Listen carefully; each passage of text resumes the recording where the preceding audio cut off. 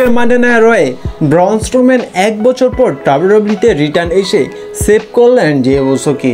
আজকে Monday night রয়ে যে ড্রাফটটি অনুষ্ঠিত হয় সেই ড্রাফটে দেখা যায় যে ব্রন স্ট্রোম্যানকে মানডে নাইট রতে রাখা হয়। তারপর দেখা যায় যে লোগান পল তিনি মানডে নাইট রয়ে রিংয়ে এসে সে জায়গায় প্রোমো কাট করতে থাকেন, সে জায়গায় কল আউট করতে থাকেন জে উসোকে। লোগান পল তিনি বলে যে জে উসো তিনি ব্যাকল্যাশ পেপার ভিউতে ড্যামিয়ান প্রিস্টকে হারিয়ে তিনি ওয়ার্ল্ড হেভিওয়েট চ্যাম্পিয়ন হতে পারবে না, কারণ তার কাছে বর্তমানে তার ব্লাড লাইন নেই, যার কারণে ড্যানিয়াল প্রিন্স এবার ব্যাকল্যাশে তিনি জে উসোকে হারিয়ে তার ওয়ার্ল্ড হেভিওয়েট চ্যাম্পিয়নশিপটি রিটেন করে নেবে।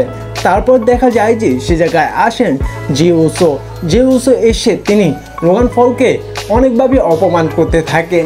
তারপরে দেখা যায় যে সে জায়গায় আসেন জাজমেন্টের টিমের মেম্বার জেডি ম্যাকডোনাল্ড এবং ফিন বেলা। পরবর্তীতে সে জায়গায় লোগান পল বলেছে এটা হচ্ছে আমার ব্লাড লাইন। তারপর জেডি ম্যাকডোনাল্ড জে উসোকে পিছন থেকে আটকিয়ে ধরে। লোগান পল তার এক ফ্রেন্ডের কাছ থেকে আংটি এনে যখন জে উসোকে লোগান পল তার নকআউট পাঞ্চ দিতে যাবে সে জায়গা থেকে জে উসো সরে যায়। লোগান পলে যে নকআউট পাঞ্চটি দিতে যাচ্ছিল জে উসোকে, সেই নকআউট পাঞ্চটি গিয়ে লাগে জেডি ম্যাকডোনাল্ড এবং সে জায়গায় জেডি ম্যাকডোনাল্ড পড়ে যায়। পরবর্তীতে লোগান পল এবং ফিন বেলার মিলে বাজেভাবে আক্রমণ করতে থাকে জে উসোকে। ঠিক সে সময় থিম সং প্লে হয় ব্রন স্ট্রোম্যান তিনি এসে সর্বপ্রথম তার চোখ স্ল্যাম দেয় ফিন বেলারকে।